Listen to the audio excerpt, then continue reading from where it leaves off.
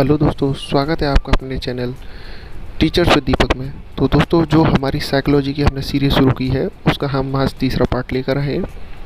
इसके अंदर हम आपको बाल मनोविज्ञान या बाल विकास के बारे में जानकारी देंगे कि बाल मनोविज्ञान या बाल विकास क्या है। इसमें बालक की शैशवावस्था से लेकर के किशोरावस्था तक की वृद्धि और विकास के बारे में चर्चा की जाती है और उनमें क्या परिवर्तन होता है ये देखा जाता है।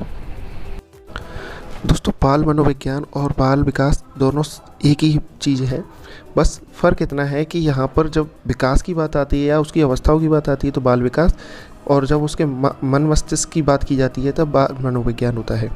अर्थात बाल विकास और बाल मनोविज्ञान एक ही सिक्के के दो पहलू हैं, इसलिए इनके अर्थों में कोई असमानता नहीं। तो अब देखते हैं बाल विकास का इतिहास। तो 18वीं शताब्दी में सर्वप्रथम पेस्टोलॉजी द्वारा बाल विकास का वैज्ञानिक विवरण प्रस्तुत किया गया।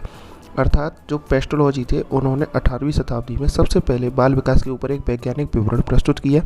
इन्होंने अपने ही 3.5 वर्षीय पुत्र पर अध्ययन किया और तथा बेबी का बायोग्राफी तैयार की। पेस्टोलॉजी जो थे इन्होंने अपने ही बेटे पर, जो लगभग 3.5 वर्ष का था, उसी पर अध्ययन किया और एक बेबी बायोग्राफी तैयार की। 19वीं शताब्दी में अमेरिका में बाल अध्ययन आंदोलन की शुरुआत हुई, यानी कि 19वीं शताब्दी में बाल अध्ययन के क्षेत्र में आंदोलन किया था और इसके जन्मदाता स्टैनली हॉल थे। अर्थात जब अमेरिका में बाल अध्ययन शुरू किया गया तो इसको शुरुआत देने वाले स्टैनली हॉल थे। स्टैनली हॉल ही थे जिन्होंने अमेरिका में चाइल्ड स्टडी सोसाइटी व चाइल्ड वेलफेयर ऑर्गेनाइजेशन जैसी संस्थाओं की स्थापना की। यानी कि स्टैनली हॉल ने बाल अध्ययन के लिए चाइल्ड स्टडी सोसाइटी विकसित की और चाइल्ड वेलफेयर ऑर्गेनाइजेशन जैसी संस्थाओं की स्थापना की। इसके बाद है दोस्तों, 1887 में न्यूयॉर्क में सबसे पहला बाल सुधार गृह स्थापित किया गया। यानी कि दुनिया का सबसे पहला बाल सुधार गृह न्यूयॉर्क में स्थापित किया गया। 20वीं शताब्दी में बाल विकास पर अनेक पुस्तकों का प्रकाशन किया गया। अर्थात बाल विकास पर सर्वाधिक पुस्तकों का प्रकाशन 20वीं शताब्दी में किया गया। दोस्तों, भारत में बाल विकास के अध्ययन की शुरुआत लगभग 1930 से मानी जाती है। अर्थात जब दुनिया में बाल विकास के ऊपर बहुत ज़ोर शोर से अध्ययन हो रहे थे, उसी समय पर भारत में भी इसकी शुरुआत हो चुकी थी, जिसका सन 1930 से माना जाता है। दोस्तों, अब हमारा अगला बिंदु है अभिवृद्धि और विकास में अंतर। यानी कि जो सामान्य तौर पे हम अभिवृद्धि और विकास को एक मानते हैं, वास्तव में वह अलग अलग पहलू हैं।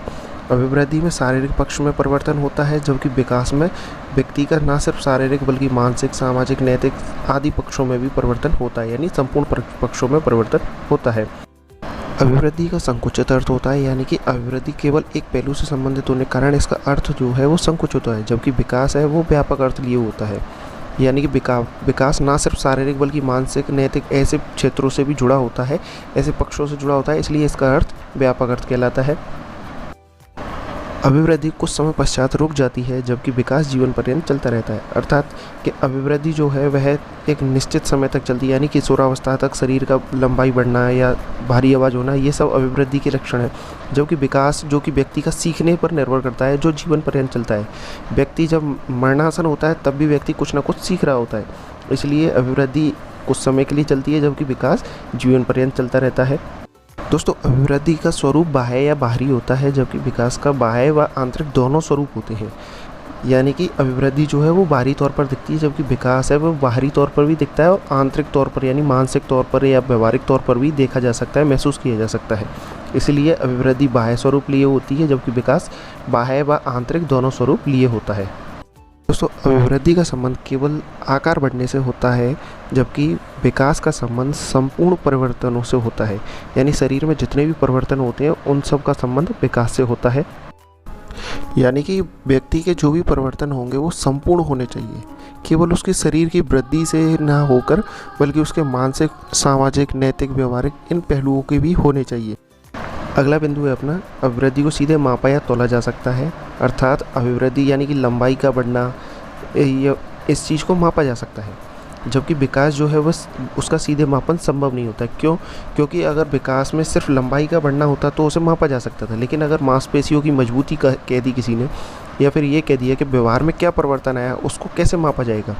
इसलिए अभिवृद्धि को सीधे मापा जा तोला जा सकता है, चाहे लंबाई में मापो, सेंटीमीटर में मापो, कैसे भी माप सकते हो, लेकिन विकास जो है उसको सीधे मापा नहीं जा सकता। अभिवृद्धि परिमाणात्मक, मात्रात्मक या संख्यात्मक होती है, यानी अभिवृद्धि में जो भी हम माप रहे हैं, तोल रहे हैं, उसका कोई परिमाण या मात्रा या संख्या होगी।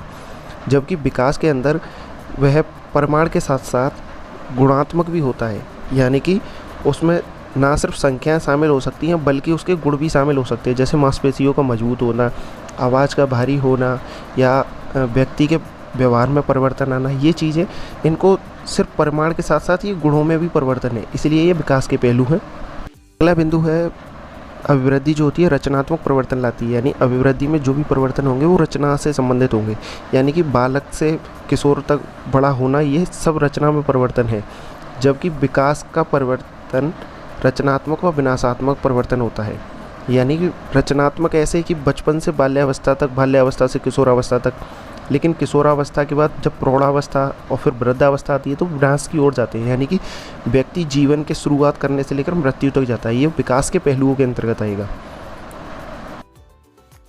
अभिवृद्धि विवृद्धि सूचक है, यानी कि जो विवृद्धि होगी वो अभिवृद्धि सूचक है, और विकास जो है वो विवृद्धि सूचक व ह्रास या क्षय सूचक भी है। यानी कि अभिवृद्धि में सिर्फ वृद्धि से शामिल सूचकों को शामिल किया जाएगा, यानी कि जो चीज़ें वृद्धि को बताती होंगी, बढ़ोतरी को बताती होंगी, उन सूचकों को शामिल किया जाता है। जबकि विकास में ना सिर्फ बढ़ोतरी बताने वाले बल्कि जो ह्रास या कमी करने वाले जो सूचक होते हैं उनको भी बताया जाता है। इसलिए विकास जो है विवृद्धि व ह्रास दोनों सूचकों को सम्मिलित करते हुए बनता है। रचनात्मक परिवर्तन व्यक्ति को किशोरावस्था की ओर ले जाता है, यानी खिलते हुए कमल के समान। जैसे कि बालक बड़ा होता है तो वह कमल के समान खिलता है, जबकि विनाशात्मक परिवर्तन व्यक्ति को वृद्धावस्था की ओर ले जाता है, यानी कमल के फूल के कुमलाना। जिस तरीके से एक फूल खिलता है और फिर खिलने के बाद कुमला जाता है, उसी प्रकार से व्यक्ति का जीवन होता है, जहाँ पर रचनात्मक परिवर्तन में वह पहले किशोरावस्था तक पहुँचता है, बाल्यावस्था फिर किशोरावस्था तक आता है, और उसके बाद फिर वह किशोरावस्था के बाद प्रौढ़ावस्था, उसके बाद वृद्धावस्था की ओर जाते हुए विनाशात्मक परिवर्तन को भी ग्रहण करता है। दोस्तों, आज हमारा तीसरा पार्ट यहीं पर ख़त्म होता है। अगर आपको वीडियो अच्छी लगी हो तो इसे लाइक ज़रूर कर दें, शेयर कर दें अपने दोस्तों के साथ, और सब्सक्राइब करना ना भूलें।